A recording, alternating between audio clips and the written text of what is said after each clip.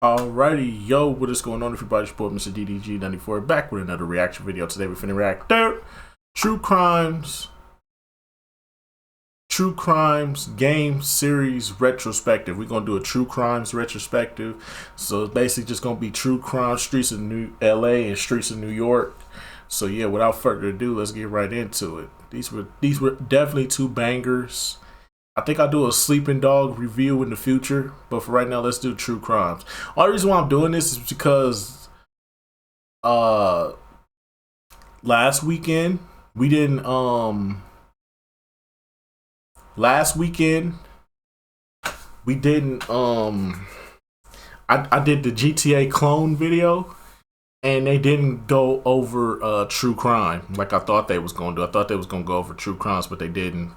It's okay though. We got the retrospective right here. Without further ado, let's get right into it. Oh shit. If you owned a PlayStation 2, Xbox, or a GameCube in 2003, there's a very good chance that you heard about a game called True Crime Streets of LA. The game tells the story of Nicholas King, an uncompromising Los Angeles police officer who is recruited into the Elite Operation Division in order to investigate a series of bombings in Chinatown. As he delves further into the case, he discovers that it may be connected to the disappearance of his police officer father 20 years previously. Now, True Crime Streets of LA isn't the only game in this series. There's also a True Crime New York City, and some people might even recognize that Sleeping Dogs is pretty much True Crime Hong Kong. Today I'm going to be taking a dive into True Crime New York City and True Crime Streets of LA. I'm not going to be paying too much attention to the plot. This isn't really going to be a lesson on the plot and what happens in the story. It's more going to be about the development and a little bit about what happened to this franchise and why it no longer exists. True Crime Streets of LA is an open-world action-adventure game played from a third-person perspective in which the player controls Detective Nicholas King of the Elite Operation Division. The game was one of the first non-Grand Theft Auto open-world adventure games released after Grand Theft Auto 3 in 2001. Because of this, it was labeled immediately a Grand Theft Auto clone, and as the core game mechanics are pretty similar to GTA, the player can also travel across the city freely. I don't really feel like this was a GTA clone. I feel like this was its own game. Because in GTA, you couldn't manually aim out the window. You couldn't even manually aim until fucking Grand Theft Auto 4. Like, bro, it's so much shit Grand Theft Auto was behind on. Like, don't get me wrong, they were great games, but they were behind on so many mechanics back in the PlayStation 2 era. The PlayStation 2 era, they lacked in so many mechanics, bro. GTA was really behind, bro. Other games were doing what they were doing, but they were doing shit a lot better. The fact that they had an aiming mechanic outside the car, instead of you changing the camera just to do a fucking drive-by on somebody, you could shoot a motherfucker while you pulling up instead. Like, yo, if it's gonna require me to do drive-bys and aim at niggas out the car, wouldn't it be better to have manual aiming than to change the camera just so the player can shoot the goddamn? No, that was stupid. That's the one thing I do say. We have to critique these games in this new age. I enjoy them for what they are, but I do have to critique them because the fact that we didn't get all the mechanics necessary for the game until Grand Theft Auto 4 is fucking ridiculous. So I'm tired of the. I think people need to really calm down when they talk about the GTA clone thing, because it's not a clone. How can it be a clone if it has way more mechanics and does things a little bit more better than the other game? It's not a clone. It's its own game. I think True Crimes was its own game. It didn't focus on the same shit that Grand Theft Auto focused on. It was a game about being a cop. I digress. Commander vehicles, and do pretty much whatever they want in terms of attacking and or killing innocent civilians. They can also progress through the storyline at their own leisure, spend as much time as they want around the city, and do pretty much anything they want. However, the only major difference between GTA and the True Crime series is that the player controls a law enforcement officer. Streets of LA included 4 mission types, each with their own very unique gameplay. There was shooting, fighting, stealth, and driving. In all the levels of the game, even if missions are failed, the storyline will continue, sometimes with a different opening cutscene for the next level, sometimes even with an alternate version of the level, occasionally by branching into an entirely different storyline. This was one of my favorite parts of the game, is that you can completely play it different every single time you played it. All of these different mission types had a little bit different mechanics than GTA. Like whenever you fight with your hand, the player has 4 main different attacks: the high kick, the low kick, punch, and grapple.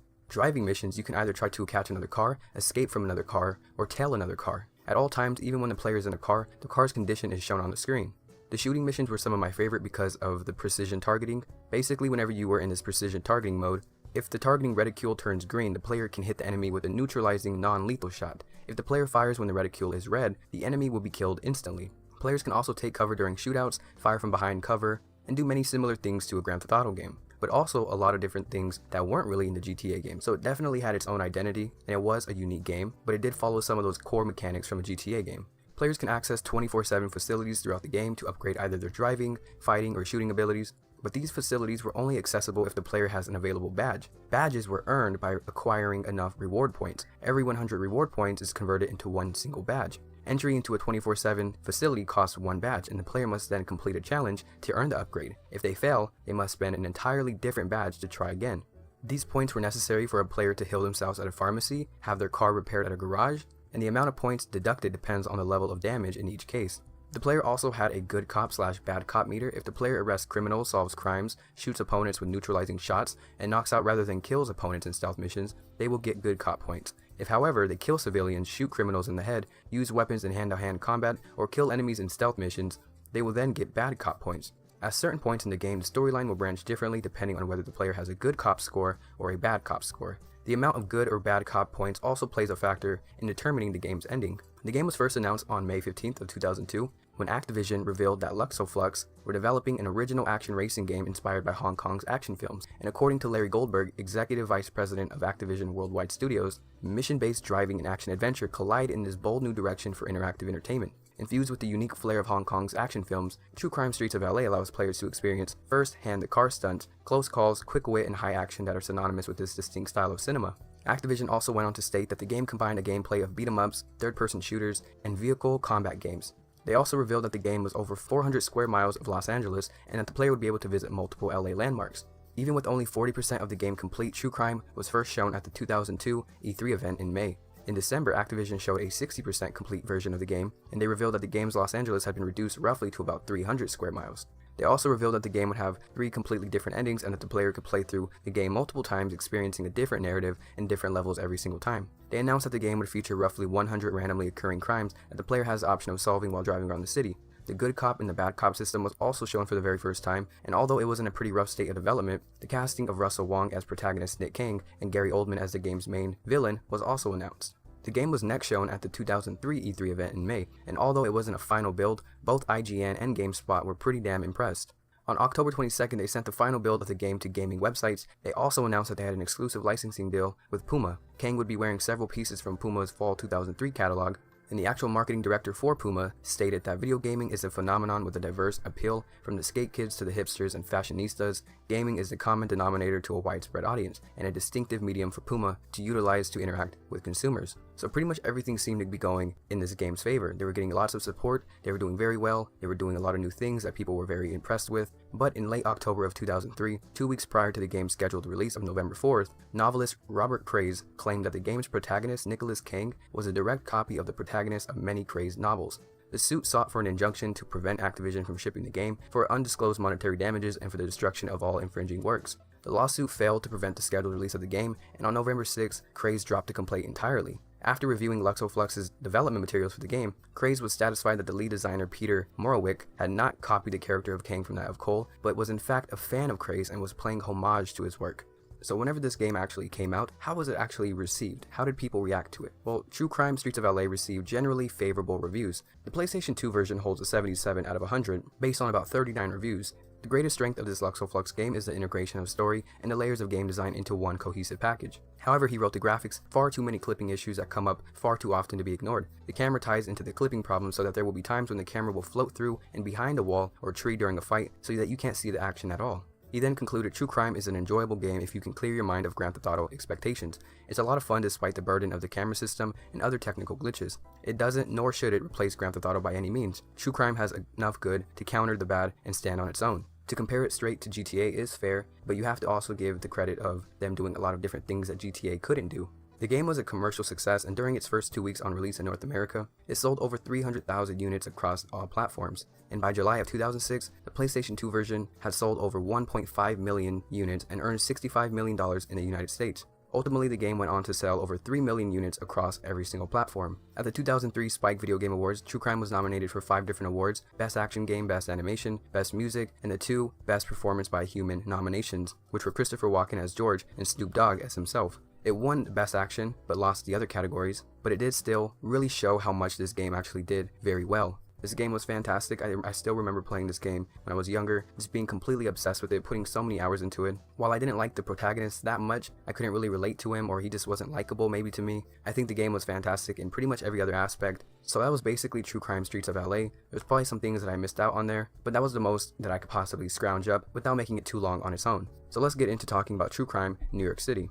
True Crime New York City is a 2005 open-world action-adventure game developed by the same studios Luxoflux for PlayStation 2, Xbox, and GameCube. The game tells the story of Marcus Reed, a former New York City gang member turned police officer. On his first night on the job after receiving a promotion to detective in the organized crime unit, Reed witnesses the death of his mentor. Helped by an FBI agent who is investigating a mole in the OCU, Reed sets out finding about who killed his friend and bringing down the mole. The game features a 25 square mile recreation of the borough of Manhattan, with most street names, major landmarks, and highways reproduced with GPS accuracy. So I believe this game plays pretty much the same as Streets of LA. You can go to places at your own leisure, you can kill whoever you want, you can drive whatever car you want, you can buy these little different things, you can participate in mini games and side quests, you can buy a hot dog if you really want to. I think the major difference between this one and the other True Crime is that I believe you might be able to take a public transportation in this game, and there were obviously some different mechanics that I will get into a little bit more in a minute, but for the most part it operated the exact same way, and I think you could also say that this was a GTA clone if you really wanted to. This game involved 3 different types of missions: shooting, fighting, and driving. Now, all of these act pretty much the same way as the previous game, but one of the things I really remember from this game is that whenever you were driving, you can actually respond to random radio dispatch missions, and the other main difference is that, unlike the first game, these crimes can now take place inside of buildings as well as on the streets. Additionally, the map is divided into 20 different neighborhoods, and whenever you solve a random crime in a particular area, the crime rate in that area drops, and after he has solved a set number of crimes in one area, that area is then considered clean, and crime rates will not increase in these areas. If Reed continues to ignore random crimes in a given area before it is clean, the crime rate will then increase, leading to stores closing, dirtier streets, boarded up buildings, more aggressive civilians, and resulting in more random crimes needed to clean up that area. Unlike Streets of LA, where the player could purchase upgrades at the cost of reward points, upgrades in New York City simply cost money, with no point system and no challenge in place. Upgrades became available for purchase as the player moves up through 5 grades of promotion, and money in the game can be earned legitimately by collecting wages, or illegitimately by selling evidence at pawn shops and or extorting business owners. The player also had a good cop/bad cop meter. If however they kill the civilians, shoot armed criminals in the head, fail to identify themselves as a police officer before opening fire, they get bad cop points. And just like the first game, that good cop or bad cop will affect the game's ending. The game was first announced on July 21st of 2004 when Activision's CEO announced plans for sequels to True Crime, Call of Duty, Spider-Man, Tony Hawk, Shrek, and Quake. However, nothing was actually heard about this game until about May of 2005 when Activision revealed that the game was so big, developers actually had to draft in staff from another Activision-owned developer, Z-Access. The game, under the title of True Crime 2, was unofficially scheduled for a third quarter release and was expected to be unveiled at the upcoming E3 event. On May 18th, Activision debuted a trailer for the game, and the trailer revealed nothing about the plot or the location but simply featured Marcus Reed arresting some criminals. But the cool thing was actually attached to the trailer. There was a competition called True Crime Guess the City. Players were encouraged to go to the game's official website and guess in which city they think the game is set. The competition's winner would eventually win a Chrysler 300, Reed's car, when the game begins. At the E3 event, Activision dedicated a large part of the booth of the upcoming game, but no footage was actually made available, nor was any plot information or even a title. The Chrysler available in the competition was present, as were DJs playing the songs which would be featured in the game, and all that was confirmed at E3 was that the game would definitely be released on current generation systems. On June 22nd of 2005, True Crime's official website revealed that the game would take place in New York City, with an image of Manhattan skyline appearing as the site's wallpaper. As part of the video game's launch, Puma announced that a unique sneaker mission within the game in the production of a special edition sneaker. In the video game, if players find all the True Crime RS100 sneakers throughout the city and return them to real New York City retailers featured in the game, the player then unlocks an exclusive Puma outfit for Reed. In addition, players could purchase the limited edition True Crime RS100 sneakers within the same New York City stores in the real world. On September 26 of 2005, though, Raymond Kelly, a New York City Police Commissioner, and Patrick Lynch, president of the Patrolmen's Benevolent Association of the City of New York, called for a boycott of the game, citing its depiction of law-breaking officers as a damaging and offensive act. In an interview with the New York Daily News, Kelly stated that it's an outrage. I think it disrespects all police officers, and although the game was made in conjunction with 2 former NYPD detectives actually working on the game, Kelly stated that it's totally inappropriate, it's a tough job, a dangerous job, and this undermines what police officers try to do. Obviously, the game never got boycotted. It did release, but that didn't save the reputation of True Crime New York City. True Crime New York City received mixed and average reviews across every single system and holds about a 60 out of 100 for every single platform.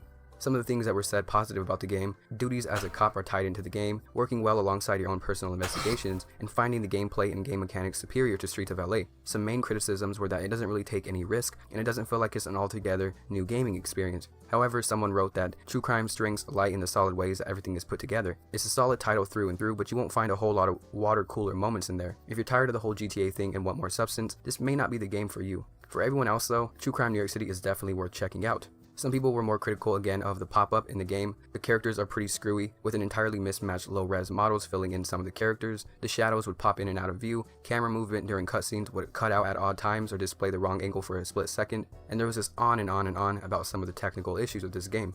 Some people loved it, some people didn't really like it. Did it do enough to earn a third game? Well, that's unfortunately where this series ends. True Crime did not sell well, falling considerably short of Activision's expectations, and in North America, Streets of LA sold over 300,000 units, and New York City had only sold 72,000 units in its first 2 weeks. But True Crime New York City was originally intended to have been the first part of a two-part series set in New York, but the second part was never actually made because of the poor sales. Due to the game's critical and commercial failure, Activision dropped plans for any future True Crime games. By the end of 2007, they approached United Front Games to develop an open-world game for next-generation consoles set in Hong Kong. Originally called Black Lotus, the game went into production in early 2008, and a year into development, Activision proposed that Black Lotus would be incorporated into the True Crime franchise due to the similarities in their designs and plots. Activision hoped that this idea could actually revitalize the True Crime franchise, and at the 2009 Spike Video Game Awards, they actually debuted the game as True Crime Hong Kong. In May 2010, Activision announced that the game had been pushed back to early 2011 in order to give the development team more time to deliver high-quality entertainment experience they envisioned for the game, claiming that due to quality issues, further investment would not be possible for this game to compete in an open-world genre. He expressed his disappointment with Activision's decision, stating that the game was playable from start to finish and virtually complete in terms of content. In June, Activision's CEO explained that an escalating budget and development delays were the main contributing factors to the game's cancellation. He also stated that the increase in budget and delays meant that the game would have to be a pretty incredible success in order to be worth the investment, due to the completion posed by other titles, particularly Grand Theft Auto and Red Dead Redemption, and the fact that the previous game in True Crime series has been a critical and commercial failure. Activision's view on the game would not be able to be complete. However, in August, Square Enix acquired the publishing rights to the game, and although they did not buy the rights to True Crime franchise, the game was renamed to Sleeping Dogs and released in August of 2012, and in December of 2014, Activision abandoned the True Crime trademark completely. So as you guys can tell, this series has been down and out. It started off really strong. I guess they just didn't do enough with True Crime New York City. Even though I personally really enjoyed the game, I enjoyed both of these games so much, and it was just one of my favorite games of all time. I felt like they both did really great jobs on portraying that RPG element to where you feel like you're actually playing as a cop. It gave you plenty of content to actually do, but I guess as a little kid I really didn't pay attention too much to graphical and technical issues, so I definitely understand why people had a problem with it. I actually did play Sleeping Dogs pretty recently, maybe like a year ago, and I thought that was fantastic. I definitely got the true crime mechanics from it. I definitely felt like it could have been a true crime game. Although I would like to see another true crime game, I just don't think it's ever going to happen. But let me know what you guys think about this series. Let me know what you think about these games. Let me know which one out of the series was your favorite. And also, if you enjoyed the video, just maybe drop a like. Yeah, man. True Crimes was a good game. Me personally, I liked New York City more than LA, because I felt like it was more you can do in New York than you could in LA. Even though LA was the first game, so of course it's gonna be bare bones. But the second game, they put more depth into it, so there was more to do than just trying to complete the missions or whatever. Like, you can go out there and have fun. I will say this though, I think the soundtrack for LA is 10 times better than the one for New York. The one for New York, it's alright, but the LA, it's not fucking with the LA one. The LA one had a way better soundtrack, way fire soundtrack. That's just me personally. But anyways though, that's just gonna about do it for this one. Tell me what y'all think down in the comment section below. Did you used to play True Crime back in the day? Let me know. I'll see y'all in the next video. Till then, peace out.